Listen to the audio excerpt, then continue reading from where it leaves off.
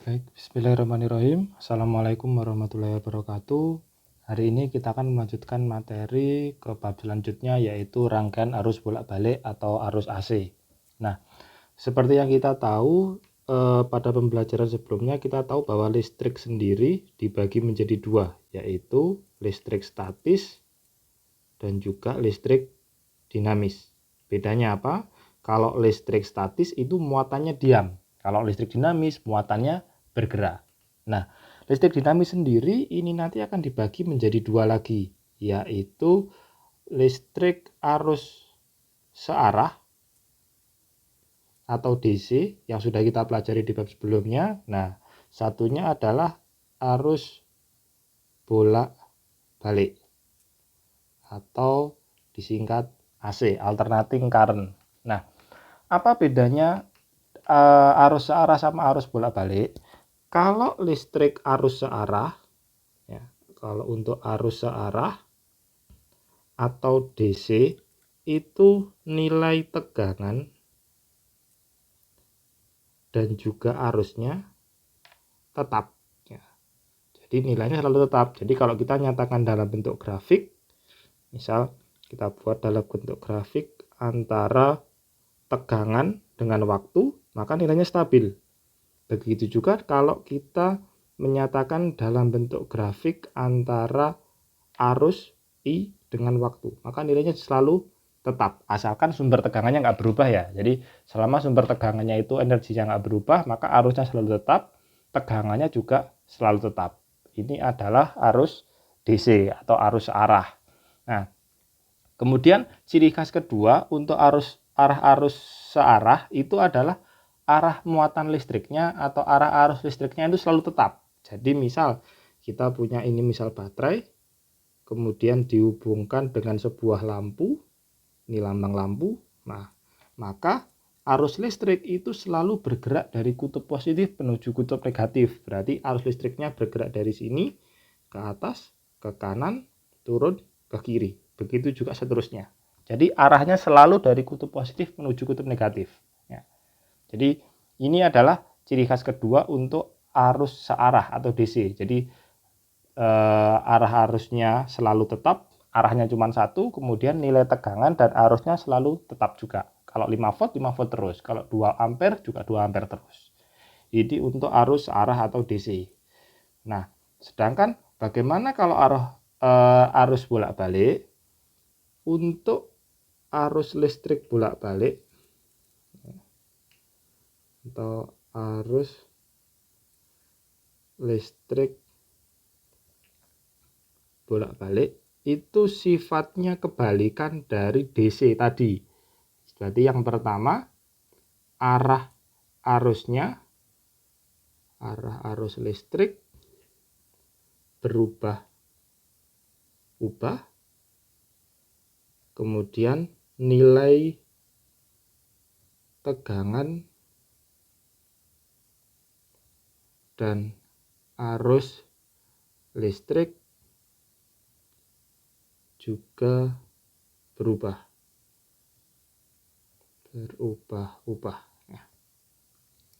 Nah, contoh arus listrik bolak-balik itu di mana? Contoh arus listrik bolak-balik itu ada listriknya PLN atau listrik yang ada di rumah kita. Itu arus listriknya bolak-balik. Nah, dari mana kita tahu bolak-balik? Kalau kalian cermati, colokan listrik di rumah kalian itu tidak ada plus, tidak ada minusnya. Ya, beda dengan baterai. Kalau baterai pasti ada plusnya, ada minusnya. Sedangkan untuk listrik di rumah atau listrik PLN itu tidak ada plus minusnya. Loh, kenapa kok bisa gitu? Karena dua colokan yang ada di rumah di listrik yang PLN itu kadang yang satunya jadi plus, kadang yang satunya jadi min. Jadi kalau kita gambarkan dalam bentuk skema ini, nah ini adalah sumber arus AC, jadi lingkaran terus ada tanda tak hingga gini, ini artinya sumber arusnya adalah AC. Nah, kemudian misal ini dihubungkan dengan sebuah lampu, kayak gini. Maka arus listriknya itu arah arusnya berubah-ubah. Misal, detik pertama arus listriknya bergerak ke kiri, ke atas, ke kanan, turun, terus ke kiri lagi. Kemudian detik kedua arahnya balik. Jadi ke kanan, ke atas, ke kiri, turun, terus ke kanan. Begitu seterusnya. Jadi Untuk listriknya PLN atau listrik arus bolak-balik atau arus AC itu yang menjadi plus minus itu gantian, tukeran. Jadi kadang yang satunya plus, satunya minus, nanti detik selanjutnya atau sepersekian detik selanjutnya dia akan berganti. Ya, jadi selalu berubah-ubah. Makanya di colokan listrik di rumah itu tidak ada plus, tidak ada minusnya. Karena keduanya sama-sama bisa jadi plus, sama-sama bisa jadi minus. Nah, terus berapa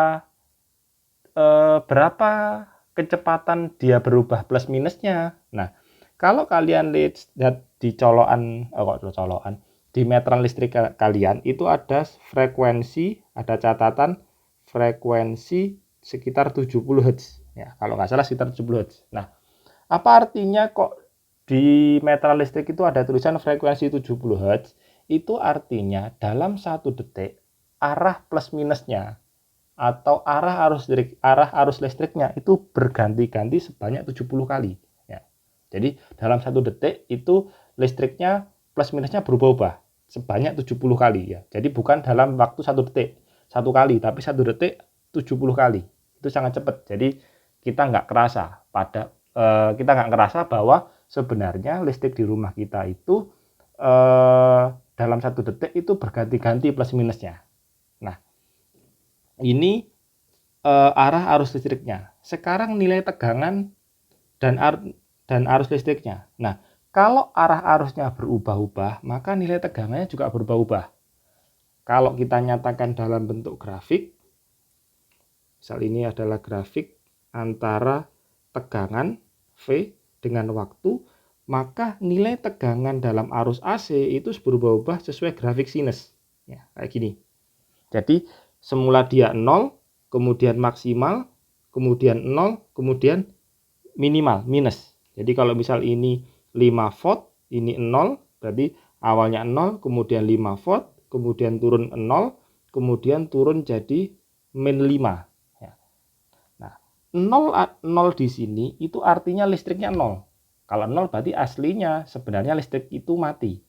Jadi dalam arus AC, listrik itu sebenarnya nggak nyala terus, tapi dia nyala mati sesuai dengan grafik tegangan yang kita buat ini tadi. Jadi semula dia mati, kemudian tegangannya naik, nyala terang, kemudian turun dia mati, kemudian arah arusnya berbalik, menyala terang, kemudian turun lagi 0, dia mati. Nah, jadi begitu terus. Sebenarnya listrik yang di rumah kita itu nggak selamanya nyala, tapi nyala mati. Nah, berapa kali dia nyala mati, dia ikut nilainya ini, frekuensinya ini tadi. Jadi kalau listrik di rumah itu frekuensinya 70 Hz, berarti dalam 1 detik arah arusnya berubah-ubah sebanyak 70 kali, dan dalam 1 detik juga listriknya nyala mati sebanyak 70 kali. Nah, sangat cepat. Kadang kita nggak kerasa. Nah, yang bisa merasakan nyala matinya lampu di rumah kita itu adalah mata kita. Makanya kalau kalian cermati, di beberapa tempat yang digunakan untuk membaca itu lampunya dipasang 2. Jadi dia masang lampu itu double kayak gini. Nah, ini lampu 1, lampu 2. Nah, kenapa kok lampunya dipasang 2? Karena kalau lampunya 1, itu kan listrik itu kan sebenarnya nyala mati. Nah, mata kita itu kan punya kemampuan untuk menyesuaikan dengan jumlah cahaya yang ada. Kalau cahaya di ruangan itu redup, maka mata kita pupilnya membuka. Kalau cahayanya terang, pupilnya menutup. Nah, sedangkan listrik di rumah kita itu nyala mati terus. Nah, nyala matinya listrik itu memicu pupil kita untuk selalu membuka dan menutup. Ya, itu yang membuat kita kenapa kok kadang kalau kita baca itu cepat lelah. Salah satunya karena lampu tadi. Karena lampunya nyala mati terus, maka pupil kita menyesuaikan, jadi capek. Nah, supaya nggak capek, maka di beberapa tempat yang digunakan untuk membaca itu lampunya dipasang 2. Ya, digandeng kayak gini, kayak di ruang kelas itu dipasang 2. Fungsinya apa? Fungsinya kalau semisal lampu yang satu dalam posisi mati, lampu yang kedua ini posisi nyala. Jadi mata kita nggak capek, tidak menyesuaikan dengan terang redupnya ruangan. Ya, itu kenapa kok di beberapa tempat itu lampunya dipasang 2 ya, untuk mengakali karena perilaku listrik AC tadi yang selalu nyala mati terus. Nah, kita nggak kerasa, tapi mata kita kerasa. Nah, oke, ini grafik tegangannya. Nah, grafik arusnya ini juga sama. Jadi grafik tegangan dan arus itu sama. Bentuknya mengikuti grafik sinus. Jadi dia nilainya naik turun. Jadi kalau itu tadi V sama T, ini I sama T, nilainya juga sama. Naik turun kayak gini. Nah, jadi kadang dia 0, kadang dia maksimal. Misal maksimalnya 2 ampere, kemudian 0 lagi, kemudian turun lagi jadi min 2. Jadi selalu begitu terus. Jadi naik turun dari 0 maksimal, 0 terus minus, terus 0 lagi. Ya. Itu sifat tegangan dan arus pada arus listrik bolak-balik atau AC. Nah, terus bagaimana cara kita menentukan besar tegangan dan arusnya? Nah, untuk menentukan besar tegangan dan arus pada arus bolak-balik, kita gunakan persamaan V sama dengan V maksimum sin omega T. Sedangkan untuk arus juga sama. I sama dengan I maksimum sin omega T. Nah, V maksimum di sini adalah tegangan maksimumnya. Ya, jadi kalau di sini 5, maka maksimalnya nanti 5 sama min 5. Kalau V maksimumnya di sini 10, maka di grafik sini nanti 10, ini juga min 10. Nah, begitu juga dengan I maksimum. Kalau I maksimumnya 2, maka ini 2, ini min 2. Kalau I maksimumnya ini 4, berarti nanti ini 4, ini min 4. Itu pergeseran tegangannya ya. Jadi untuk arus bolak-balik, tegangannya itu selalu berubah-ubah dari maksimum ke minimum. Maksimumnya berapa? Dilihat dari persamaannya. Kalau persamaannya menuliskan 10 sin 4T, maka dia berubah dari 10 menjadi min 10. Kalau arusnya dinyatakan dalam persamaan 4 sin 8T, maka arusnya berubah dari 4 menjadi min 4. Ya, ini karakteristik arus dan tegangan pada arus bolak-balik. Nah, itu tadi persamaannya. Nah, sekarang di persamaan ini ada faktor omega. Jadi persamaan V-nya adalah V maksimum sin omega T, sedangkan I-nya adalah I maksimum sin omega T. Nah, omega di sini ini adalah kecepatan sudut. Kecepatan sudut satuannya harus dalam bentuk radian per second. Nah, kadang omega itu nggak diketahui, jadi belum diketahui nilainya berapa. Kalau dia belum diketahui, maka omega itu harus kita cari menggunakan 2πf atau 2pi per T besar, di mana F-nya ini adalah frekuensi, satuannya harus dalam bentuk Hz, kemudian T-nya ini adalah periode, satuannya harus dalam bentuk sekon. Nah, oke. Contoh, misal ada soal seperti ini. Sebuah arus AC memiliki frekuensi 70 Hz dan tegangan maksimum 10 volt. Pertanyaannya, tentukan tegangan saat T sama dengan 2 sekon. Atau 1,5 aja. Tegangannya 1,5 sekon misalnya. Nah, kalau ada soal seperti ini, maka kita kembalikan ke persamaannya tadi. Nah, ini kan yang diketahui frekuensinya 70 Hz, kemudian V maksimumnya adalah 10 volt, kemudian yang ditanyakan T-nya adalah 1,5 sekon. Yang ditanyakan adalah tegangannya. Maka kembalikan ke persamaannya. Persamaannya adalah V sama dengan V maksimum sin omega T. Nah, maka kita masukkan nilainya. V maksimumnya adalah 10 sin. Nah, omeganya di sini kan tidak ada. Adanya frekuensi. Maka omeganya kita cari dulu menggunakan persamaan 2πf. Nah, ini 2pi dikali frekuensinya adalah 1,5, F-nya adalah 70 ya. Berarti ini adalah 140 pi. Berarti ini adalah 140 pi dikali T.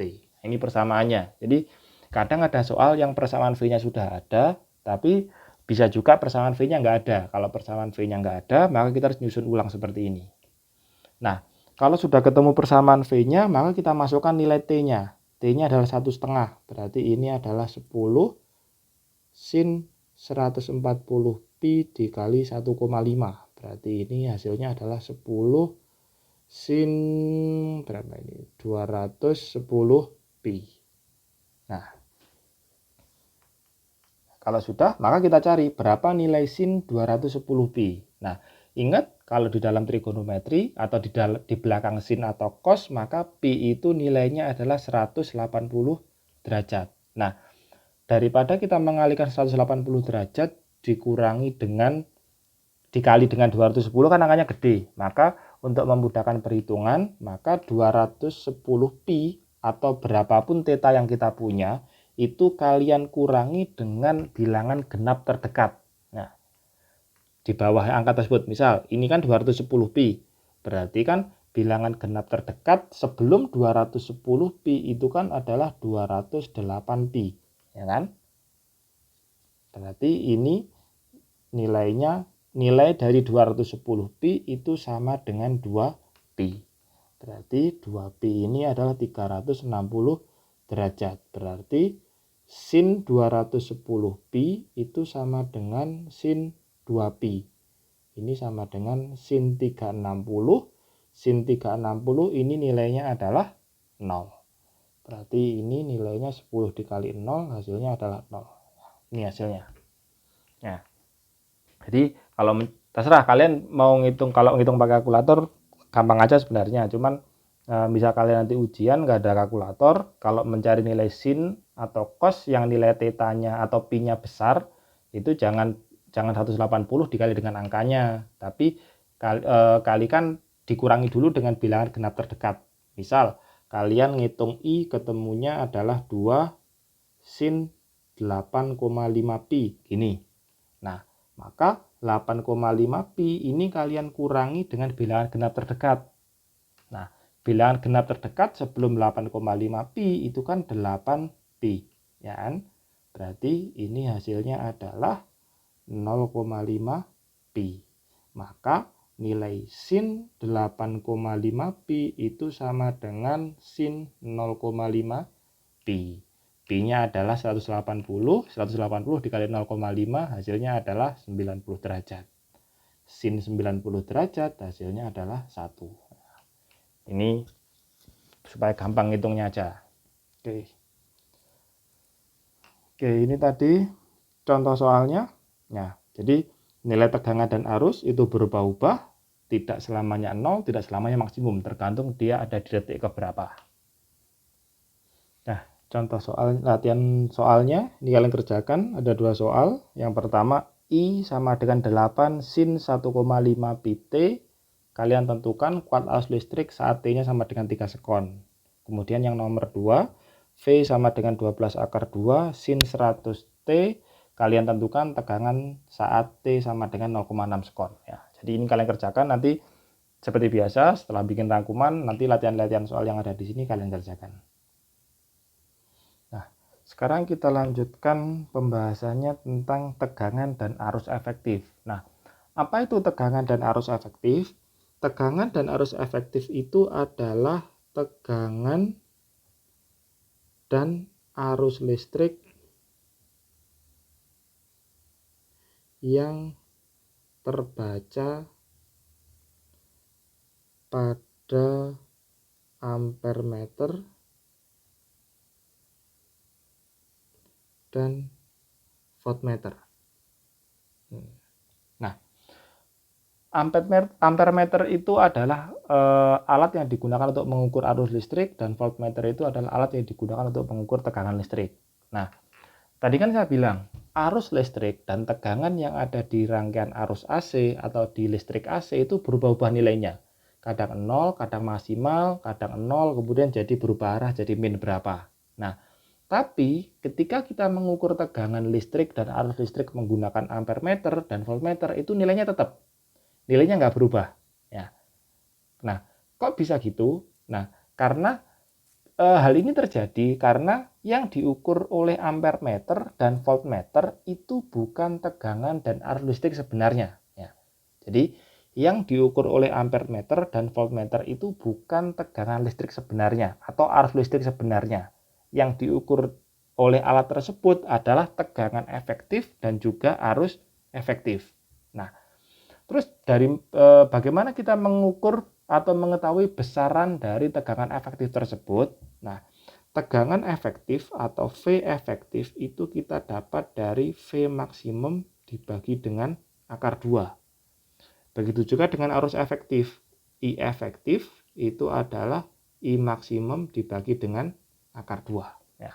Jadi yang diukur oleh ampere meter dan voltmeter itu bukan tegangan yang sebenarnya, tapi tegangan efektif dan juga arus efektif.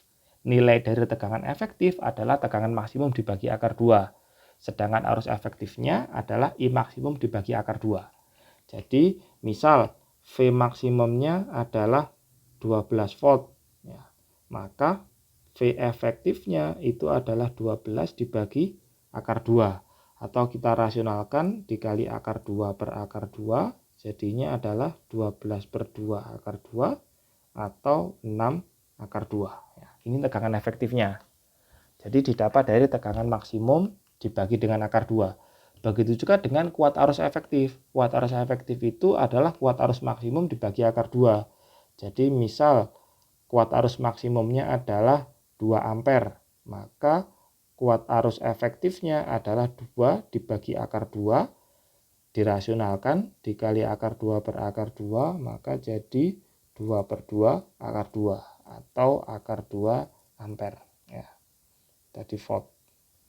Ya, ini adalah tegangan efektif dan juga arus efektif. Jadi kalau ada soal tentang tegangan sama arus, kalian baca dulu apakah dia menanyakan tegangan. Kalau cuma ngomong tegangan, berarti dia dikerjakan menggunakan cara yang kayak ini tadi. Ya, menggunakan persamaan ini.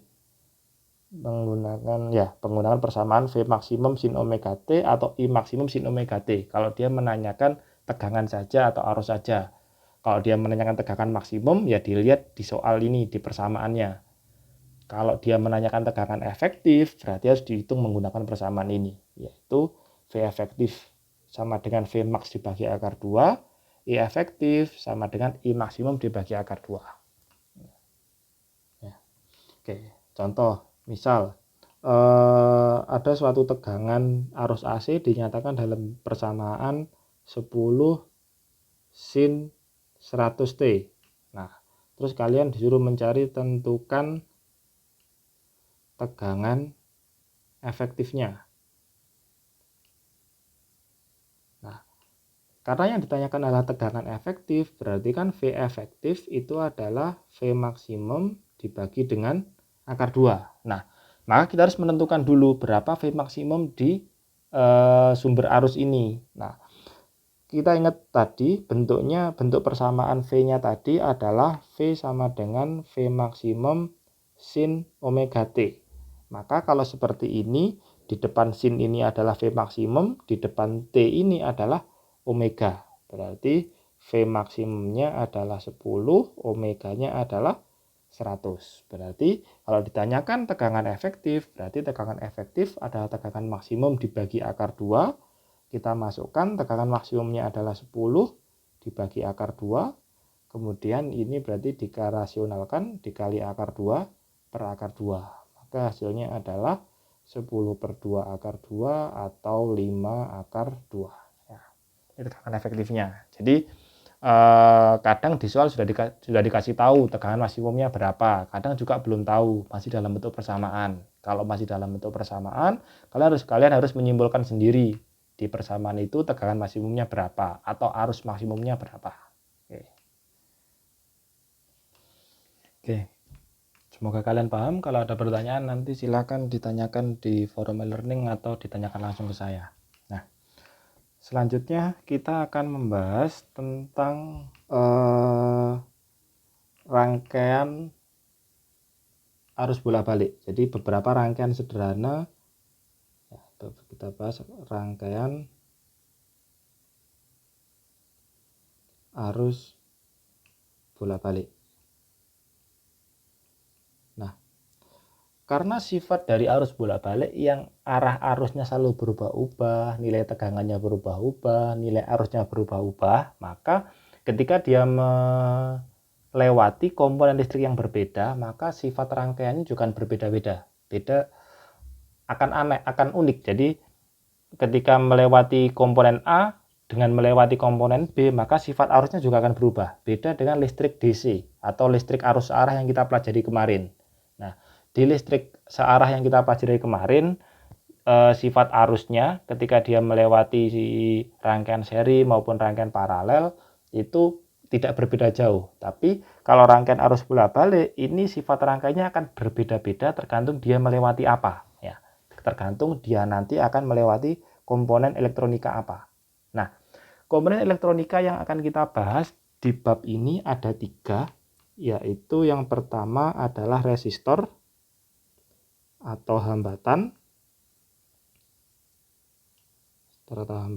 Lambangnya nanti kayak gini, nah, kayak resistor, kayak R kemarin. Kemudian ada kapasitor. Kapasitor ini yang ada di bab listrik statis kemarin, lambangnya kayak gini. Nah, kemudian yang terakhir ada induktor. Induktor ini lambangnya kayak selenoida yang ada di bab medan magnet. Ini lambangnya. Nah, ketika arus listrik bolak-balik melewati ketiga komponen ini, maka sifatnya beda-beda. Ya, sifatnya akan beda-beda. Pertama kita bahas dulu sifat rangkaian yang namanya adalah rangkaian resistif. Rangkaian resistif. Suatu rangkaian resistif itu bisa terbentuk dengan berbagai cara. Ya. Jadi ada banyak cara kita bisa membentuk rangkaian resistif. Nah, salah satu cara sederhana untuk membentuk rangkaian resistif itu adalah dengan menghubungkan sumber arus AC dengan sebuah resistor atau hambatan. Jadi ini adalah rangkaian resistif sederhana, sumber arus AC dan sebuah hambatan atau R atau resistor. Nah, ketika kita menghubungkan sumber tegangan AC dengan sebuah resistor, maka sifat tegangan dan arusnya itu tetap sesuai dengan aslinya. Maksudnya tetap sesuai dengan aslinya apa? Jadi arus listrik itu atau tegangan listrik di arus bolak-balik itu, kita kalau sesuai grafik tadi bisa kita nyatakan dengan grafik seperti ini, grafik sinus. Ya. Nah, ini adalah grafik V dan juga I. Jadi kalau kita pelajari tadi, grafik V dan I-nya itu kan sama. Ya, jadi kalau dari sumber gini, ini tadi. Nah, jadi dari sumber arus listrik, tegangan V-nya itu naik turun kayak gini, tegangan I-nya arus listriknya juga naik turun, besar I-nya naik turun, sama kayak gini. Nah, ketika arus listrik bolak-balik ini melewati sebuah hambatan atau resistor, maka V dan I-nya tetap. Jadi I-nya tetap sekian, V-nya juga tetap sekian. Bentuk grafiknya sama. Ya. Maka dikatakan di sini tegangan atau V dan arus atau I ini dikatakan sefase. Sefase itu artinya apa? Sefase itu artinya ketika tegangannya naik, ya ini, tegangannya naik, arusnya juga naik. Ketika tegangannya turun, arusnya juga turun. Ya. Ketika tegangannya naik lagi, arus juga naik lagi. Jadi ini sefase. Jadi grafiknya itu bentuknya sama, polanya sama. Cuman ketinggiannya aja yang berbeda. Ya. Tapi polanya sama. Ketika V-nya naik, I-nya juga naik. Ketika V-nya turun, maka I-nya juga ikut turun. Itulah yang dikatakan sefase. Jadi ketika V-nya naik, maka I-nya juga naik. Sedangkan ketika V-nya turun, maka I-nya juga turun. Ini pengertian dari sefase. Nah, arus listrik dan tegangan itu bisa sefase kalau rangkaiannya bersifat resistif seperti ini. Ya. Jadi kalau dia bersifat resistif, maka tegangan dan arusnya sefase. Nah, dalam rangkaian resistif ini tetap berlaku hukum Ohm, di mana hukum Ohm kemarin adalah V sama dengan I dikali R, ya, maka ini juga sama. Tapi V dan I-nya menyesuaikan. Kalau V-nya V maksimum, I-nya juga I maksimum. Kalau V-nya V efektif, maka I-nya juga I efektif. Tapi tetap dikali R semua. Ya. Ini berlaku untuk rangkaian resistif. Ya. Jadi sekali lagi, rangkaian resistif itu bisa dibentuk dengan berbagai cara. Salah satu cara sederhana membentuk rangkaian resistif adalah menghubungkan sumber arus AC dengan sebuah hambatan atau sebuah resistor. Nah, ketika sebuah rangkaian bersifat resistif, maka tegangan dan arusnya akan sefase. Artinya apa? Kalau tegangannya naik, maka arusnya juga akan naik. Kalau tegangannya turun, maka arusnya juga ikut turun. Nah, selain itu, di rangkaian resistif ini juga akan berlaku hukum Ohm, di mana V sama dengan I dikali dengan R. Cuman V dan I-nya menyesuaikan. Kalau V-nya maksimum, I-nya juga maksimum. Kalau V-nya efektif, I-nya juga efektif. Oke. Ini adalah rangkaian resistif yang menggunakan resistor. Nah, sifat rangkaian yang kedua selanjutnya adalah rangkaian kapasitif. Rangkaian kapasitif ini rangkaian kapasitif ini sama dengan resistif tadi, dia bisa dibentuk dengan berbagai cara. Ya. Nah, salah satu cara sederhana membentuk rangkaian kapasitif itu adalah menghubungkan sumber tegangan AC dengan sebuah kapasitor. Ya. Ya, rangkaian kapasitif sederhana itu menggunakan sebuah kapasitor. Nah, kalau rangkaian ini bersifat kapasitif, maka arus dan tegangannya tidak sefase lagi. Ya, jadi kalau dia bersifat kapasitif, maka tegangan dan arusnya kita nyatakan dengan grafik seperti ini.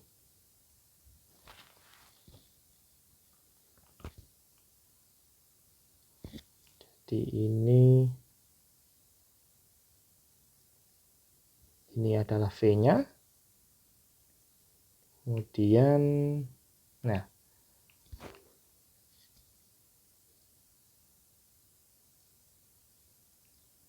ini adalah I-nya. Nah, artinya apa?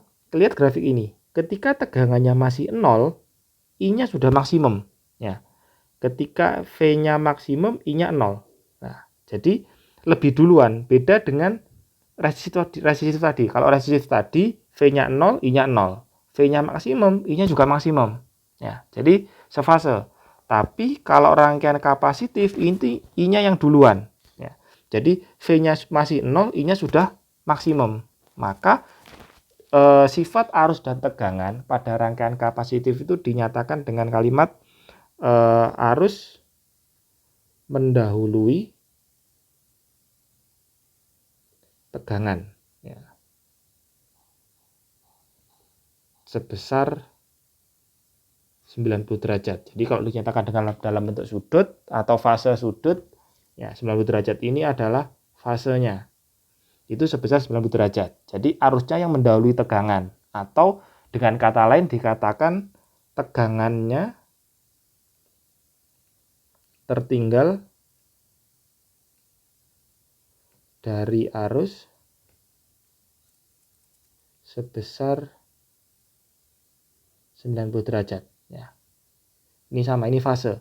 Jadi bab ini sebenarnya semi-semi teori. Jadi tidak selamanya nanti ngitung.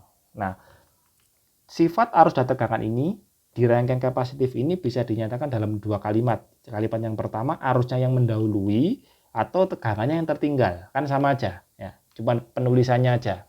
Jadi intinya arusnya yang duluan. Nah, arus duluan itu kan bisa dinyatakan dalam bentuk arus yang mendahului atau tegangannya yang tertinggal. Ya. Ini rangkaian kapasitif. Jadi tidak sefase lagi. Kalau rangkaian resistif tadi V dan I sefase, tapi kalau rangkaian kapasitif ini dia sudah tidak sefase karena arusnya yang mendahului tegangan. Ya. Dinyatakan dalam bentuk grafik seperti ini. Jadi ketika V-nya 0, I-nya sudah maksimum. Tapi bentuk grafiknya tetap grafik sinus, tetap grafik lengkung seperti ini. Ya. Nah, ini sifat arus dan tegangan. Nah, sekarang sama dengan rangkaian resistif tadi. Di dalam rangkaian kapasitif itu tetap berlaku hukum Ohm, di mana V itu adalah I dikali R.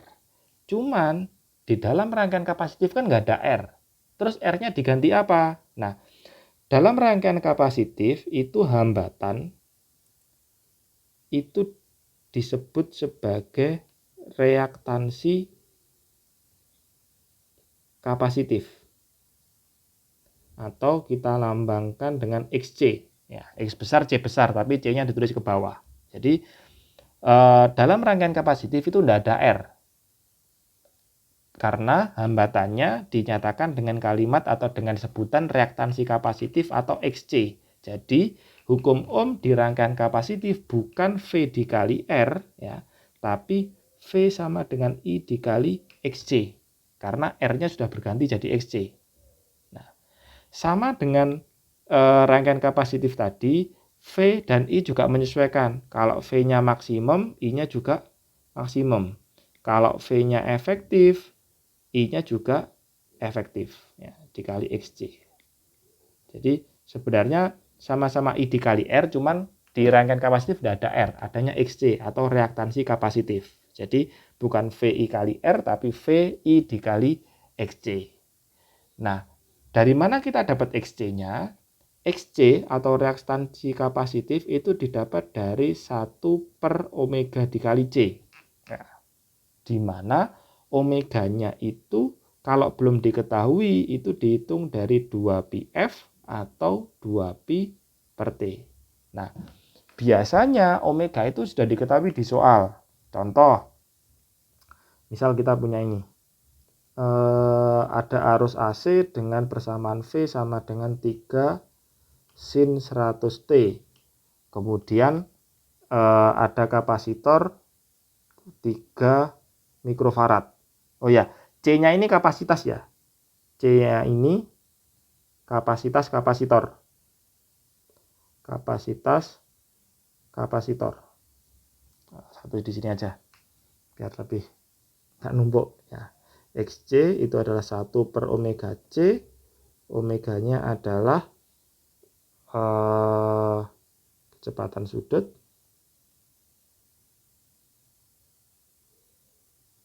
C-nya adalah kapasitas kapasitor.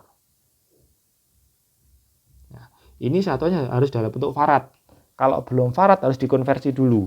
Nah, biasanya dia bisa dituliskan dalam bentuk mikrofarad, kemudian nanofarad, kemudian ada milifarad M kecil.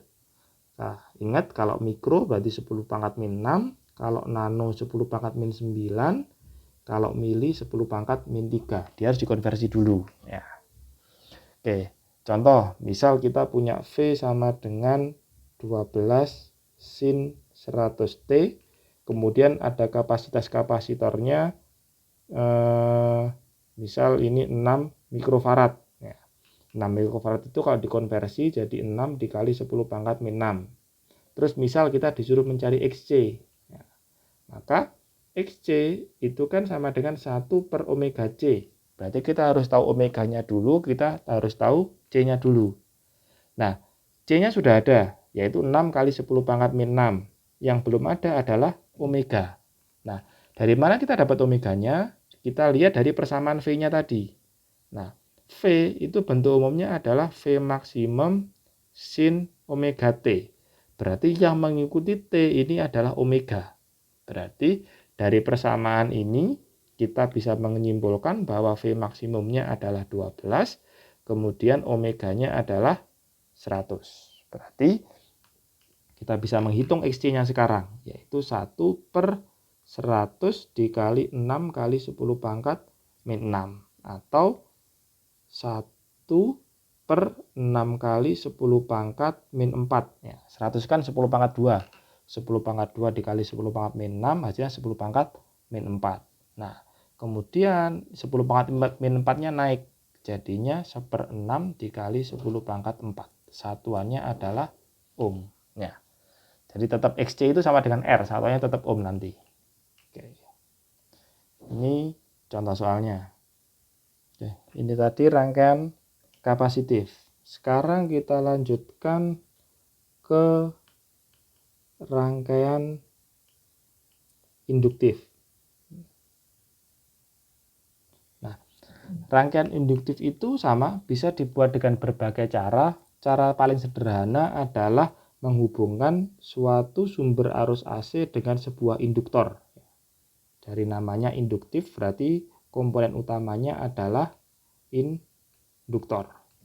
Nah, ketika suatu rangkaian bersifat induktif, maka V dan I ini tidak sefase lagi, ya. Tidak sefase. Nah, kalau kita gambarkan perilaku tegangan dan arus dalam rangkaian induktif adalah bentuknya seperti ini nanti. Jadi ini adalah V-nya. Kemudian ini adalah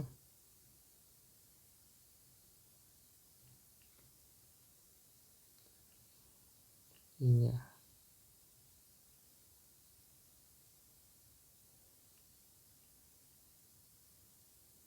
Ya. Oke. Nah, dari sini kita lihat ketika V-nya 0, I-nya adalah minus, ya kan? Ketika V-nya maksimum, I-nya ini 0. Ya, berarti dari sini dapat kita simpulkan bahwa tegangannya yang lebih duluan. Jadi tegangannya 0, dia minus, tegangannya maksimum, I-nya 0. Berarti dari sini dapat kita katakan bahwa tegangan mendahului arus. Ya, mendahului arus sebesar 90 derajat, ya, atau bisa kita nyatakan dengan kalimat yang lain, yaitu arusnya tertinggal dari tegangan sebesar 90 derajat. Ya. Ini 90 derajat ini adalah fasenya. Jadi kalau rangkaian kapasitif tadi arus yang mendahului tegangan. Nah, kalau rangkaian induktif ini tegangannya yang mendahului arus atau arusnya yang ketinggalan. Nah, kemudian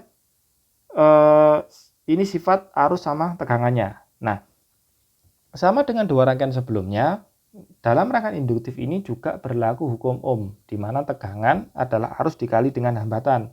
Cuman hambatan dalam rangkaian induktif itu disebut sebagai reaktansi induktif.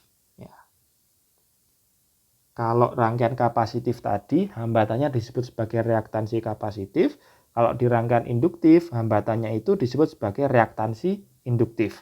Atau kita lambangkan dengan XL. Ya. X besar, L besar. Kayak gini.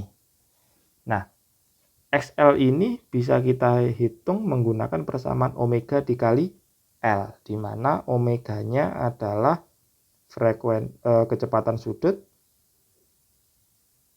Nah, sedangkan L-nya adalah induktansi.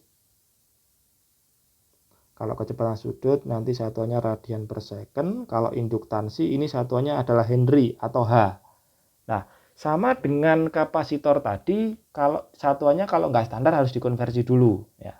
Jadi kalau dia dalam bentuk mikro Henry berarti 10 pangkat min 6. Kalau nano Henry berarti 10 pangkat min 9. Kalau mili Henry M kecil berarti 10 pangkat min 3. Kalau mega Henry M-nya besar, hati-hati kalau M-nya ada M kecil ada M besar. Kalau M kecil berarti 10 pangkat min 3, kalau M besar berarti 10 pangkat 6. Ini harus dikonversi dulu. Nah, ini hambatannya atau reaktansi induktifnya.